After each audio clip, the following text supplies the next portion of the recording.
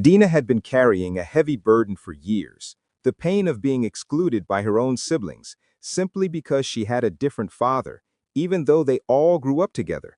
They removed her from the family inheritance and pushed her aside as if she didn't belong, slowly pushed her into despair. One night, overwhelmed by loneliness and hopelessness, she shut herself inside her room, planning to end her life. The bottle of pills beside her trembled in her hands as she whispered, "Anywhere is better than this world." Allah, however, had written something else for her. At that very moment, her neighbor Layla, kind-hearted, gentle, and someone Dina always felt comfortable with, knocked on her door. She had come to bring Dina something, but the silence felt unsettling. The door was slightly open. Something didn't feel right, so she stepped inside. Her heart dropped. A bottle of pills lay scattered on the table, a glass of water beside it, and Dina lay motionless on the floor. Without hesitation, Layla rushed to her side, shaking her gently. When Dina didn't respond, Layla immediately called a taxi and hurried her to the hospital. Alhamdulillah, the doctors managed to save her life just in time. When Dina finally woke, Layla sat beside her, eyes filled with worry. "Why, Dina? Why would you do this?"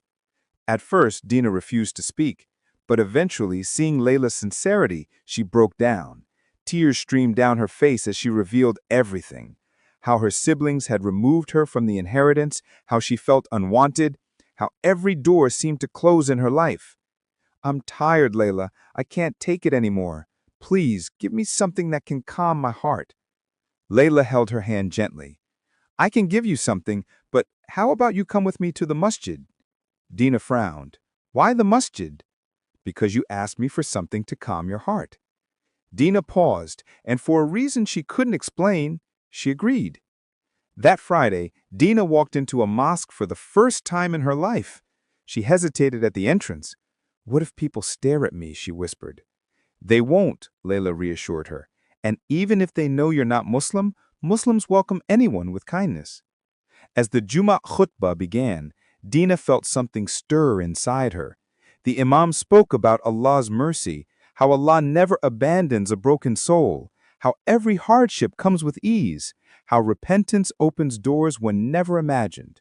Verses such as, "Allah does not burden a soul beyond what it can bear," 2:286, "Despair not of the mercy of Allah," 3:39-53, "With hardship comes ease," 9:5-6. These words felt as if they were sent directly to her heart. For the first time in years, Dina felt peace, hope, light. After the prayer, she turned to Layla with eyes that seemed reborn.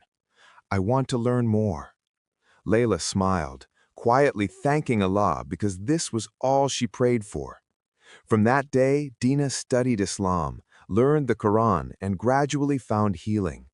Months later, with full conviction and sincerity, she embraced Islam. Layla didn't just gain a friend, she gained a sister. One afternoon, Dina received a call. Her mother had been rushed to the hospital. Without wasting a second, she went there. Her siblings stared in shock when they saw her now dressed modestly in hijab. "Why are you dressed like that?" one of them demanded. "I am Muslim now," Dina answered calmly, "and it's the best decision I've ever made." Some of her siblings mocked her, others grew angry, but Dina remained composed. "This is my life, my choice." Her mother had been diagnosed with an aggressive tumor. The doctors explained that the cancer had spread widely and surgery was risky. She might not survive the operation. Dina's heart collapsed. She cried, fearing she might lose her mother without reconciling. She made sincere dua to Allah, begging for her mother's life. By Allah's mercy, the operation succeeded and her mother regained consciousness. But before Dina could enter the room, one sister blocked her path. "Remove your hijab," she insisted. "Mama will be upset if she sees you like this. If her condition gets worse, we'll blame you." Dina's heart tightened. She didn't want to hurt her recovering mother, but she also didn't want to remove the symbol of the faith that saved her life. Torn and worried, she stepped aside and chose not to enter, fearing her presence might worsen her mother's fragile condition. When her mother asked about her, the sibling simply replied, Yes, Mama, Dina knows. She will visit you soon. That day, Dina could not stop thinking about her mother. She made many du'as, asking Allah to ease her mother's pain and give her strength. After praying, she decided she must see her mother, no matter what anyone said. Later that night, after her siblings left the hospital, Dina approached one of the nurses softly. She explained her situation and asked if she could see her mother for a few minutes. The nurse looked around, then nodded gently and allowed her inside. When Dina entered the room, her mother opened her eyes slowly. She was surprised to see her dressed in hijab. "Dina, why are you dressed like a Muslim?" she asked in a weak voice. Dina sat beside her and held her hand. "Mama," she said softly, "I became Muslim." "Why?" her mother asked. "I became Muslim because I finally found peace. Islam taught me that Allah never abandons anyone. It taught me patience, hope, and mercy. When my heart was broken, Allah healed me.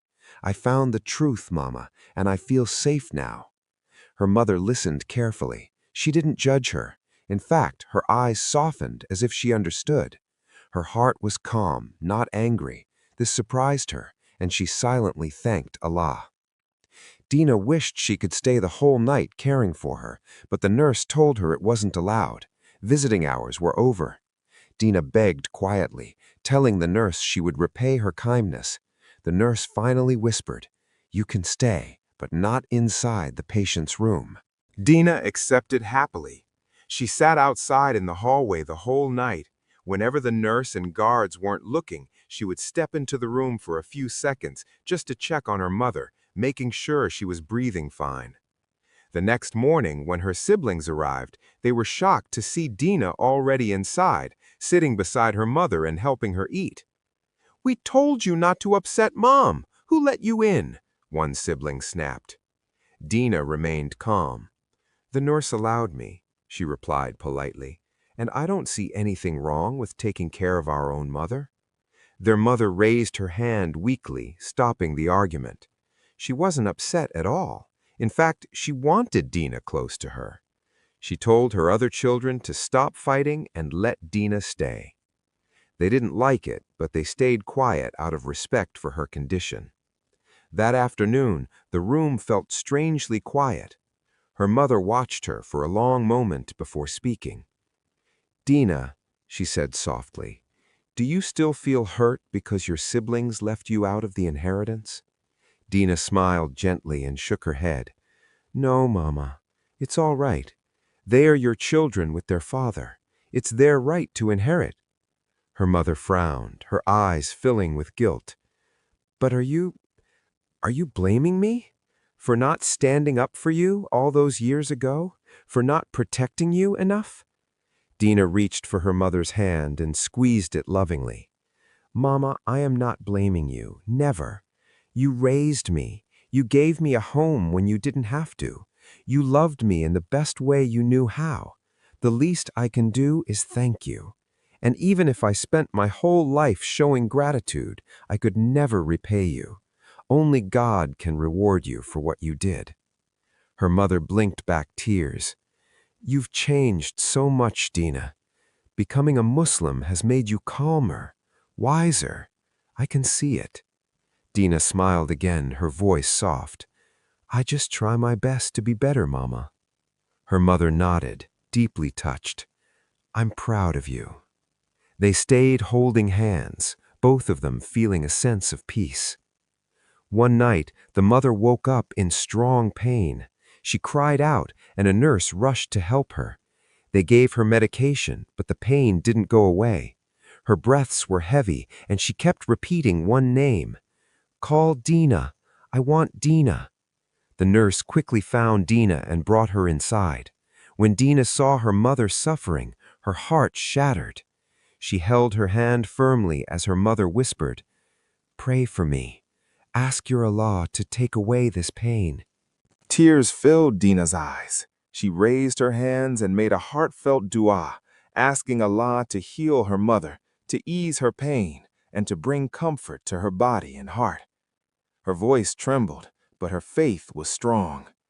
After a while, the mother's breathing slowed, and she finally fell asleep.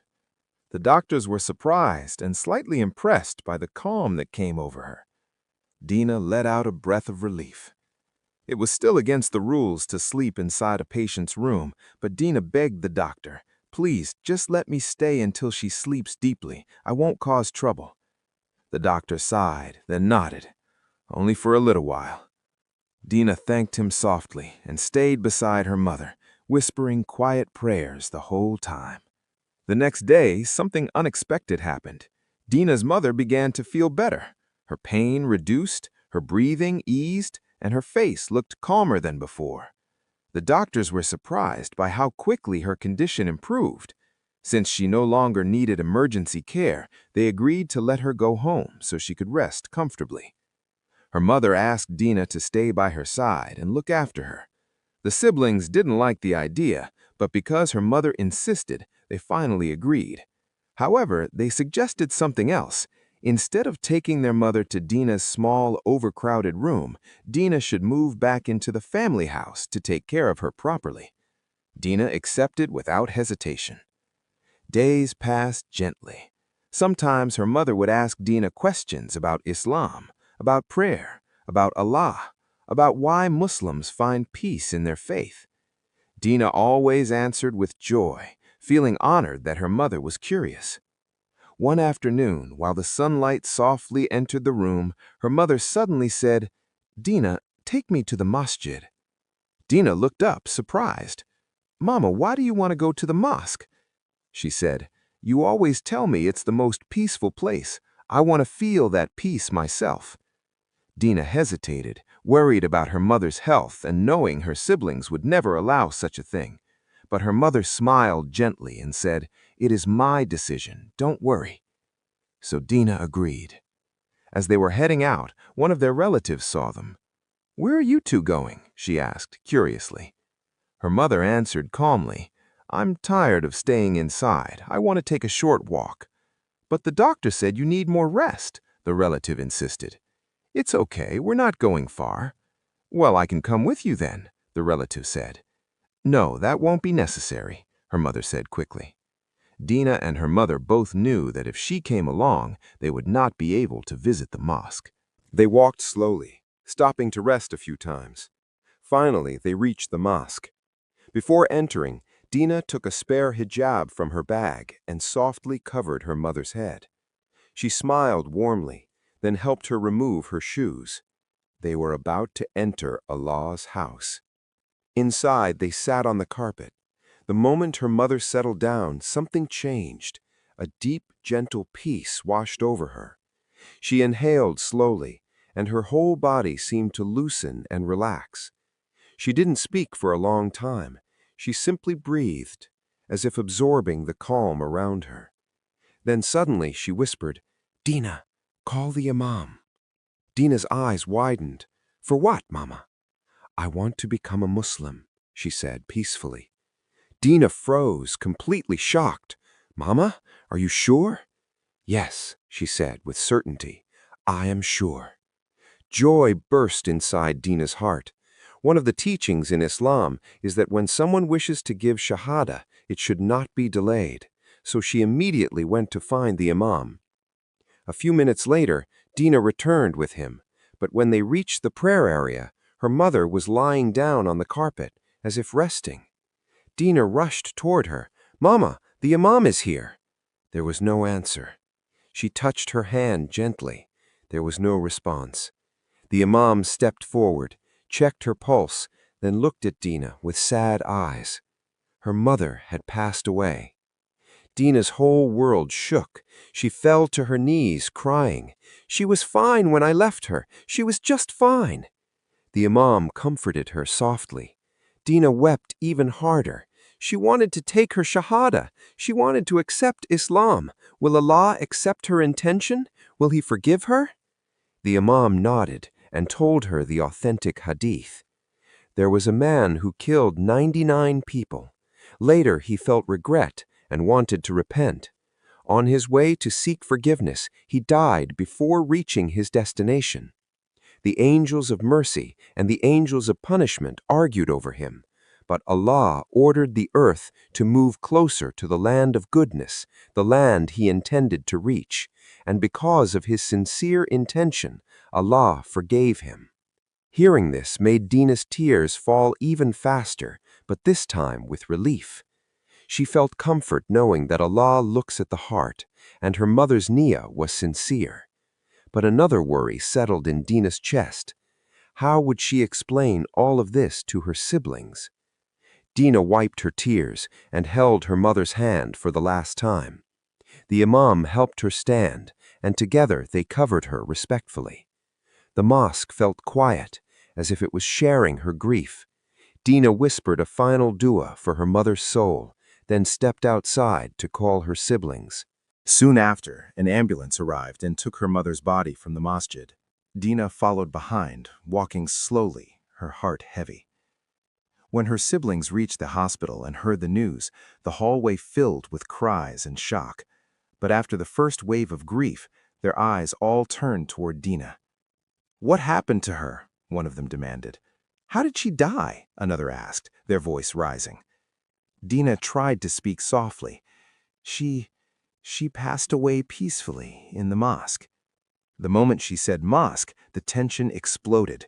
"You took her there without permission? What were you thinking? You wanted this. You upset her." Their words hit her like stones. Dina stood silently as they blamed her for everything. Her hands trembled, but she kept her voice low. "She wanted to go. She asked me herself. I only helped her." But they refused to listen. When it was time to plan the funeral, they told her sharply, "You will not interfere. You're not allowed to make any arrangements. Don't bring your Muslim ideas into this." The pain of losing her mother was already heavy, but being pushed away by her own siblings made it even harder. Dina stepped aside quietly and wept in a corner of the hospital hallway. A few elders from the family and even two respected neighbors came to speak to the siblings. They reminded them, "She is your sister. You all came from the same mother. Stop fighting. This is not the time for blame." Slowly, the voices calmed. The anger in the room softened. The siblings agreed to let Dina be part of the funeral preparations, not leading them, but at least present, as their mother's daughter. The funeral took place that evening. The house was full of relatives, friends, and neighbors offering their condolences. Dina sat quietly near her mother's body, watching everything with a heavy heart. Deep inside, she wished with all her soul that her mother could be buried the Islamic way, washed, shrouded, prayed for in the masjid. Her mother had wanted Islam. She had walked to the mosque with her own feet, seeking peace. She had intended to give the shahada. But she knew bringing this up would only create more pain and conflict, so she kept her wish inside her heart. Instead, she made a long, sincere dua. "O Allah, you know her intention. She wanted to come to you as a Muslim. Accept her, forgive her, cover her with your mercy. Make her grave spacious and full of light." As the family buried their mother according to their tradition, Dina stood a little distance away, her hands raised, tears falling silently. She felt sadness, but also hope, because she believed with certainty that Allah had seen her mother's heart, and that intention alone can open the doors of mercy. A week after the funeral, all the siblings were summoned to their mother's lawyer's office for the reading of her final will. Dina arrived quietly, her heart still heavy from both grief and the way her siblings had treated her during the funeral arrangements. She sat at the end of the table while the others whispered among themselves, casting her cold glances. When the lawyer opened the file and began reading the will, the room fell silent. According to the final written and signed will of the late Mrs. N, the house located at address shall be inherited by her youngest daughter, Dina. The words hit the room like a thunderclap. Her eldest brother stood up immediately. "What nonsense is this?" he shouted. "There is no way our mother left her house under your name." Another sibling added harshly, "You distanced yourself from this family for years. You abandoned her. You don't deserve anything." Dina's hands trembled. She wiped her tears silently. The lawyer raised his hand firmly. "Please, lower your voices. This is a legal will, signed in full capacity. Your mother's decision is final." But her siblings refused to accept it. "We inherited the other properties fairly, but she shouldn't get anything. It's a fake will. You, lawyer, you must have tricked her." Accusations filled the room. Dina felt her chest tighten with pain, pain deeper than anything she had felt in years. Not because of the house, but because of the hatred in her siblings' eyes. She stood up, tears falling freely. "You've blamed me for everything, even for her death," she said in a breaking voice. "I never wanted anything from her. All I wanted was peace." Then she rushed out of the building before she completely broke down. Outside, she leaned against a wall, crying so hard she could barely breathe. Minutes later, the lawyer found her. He approached gently. "Dina, I know this is painful, but please listen. Your mother wrote this will with a clear mind. It was her last wish. She asks that you accept it." Dina shook her head. "I don't want to fight them. I don't want more hatred. I can let it go. I don't need the house." The lawyer shook his head firmly. "Declining your mother's final wish would break her heart wherever she is. She trusted you. She wanted to give you something that came from her, not from anyone else. Honor her decision." Dina covered her face as tears streamed again.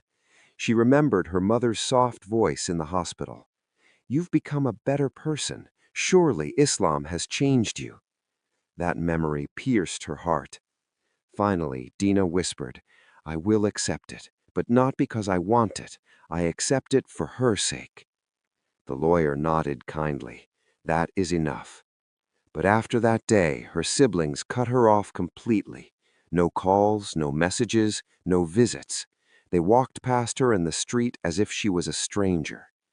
At first, the loneliness was unbearable. She cried many nights, asking Allah for strength. She questioned herself, wondering if she should have fought harder to fix the relationship.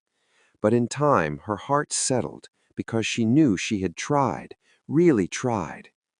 One evening after Maghrib prayer, she sat on her prayer mat, hands raised in dua, tears slipping quietly down her cheeks. "O Allah, forgive my mother, guide my siblings, and bless my heart with patience." She prayed for her mother with deep sincerity, believing in Allah's mercy. She prayed for her siblings, even though they had cut her off completely, and she prayed for herself, asking Allah to heal her and give her strength. Islam had taught her something powerful. You don't need to stand at a grave to send mercy to someone.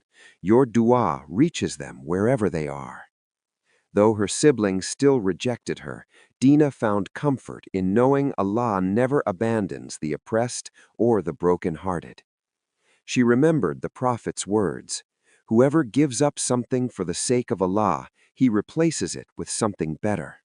And with that, she wiped her tears and whispered to herself, "Allah sees, Allah knows, and Allah will never waste the patience I endure for His sake."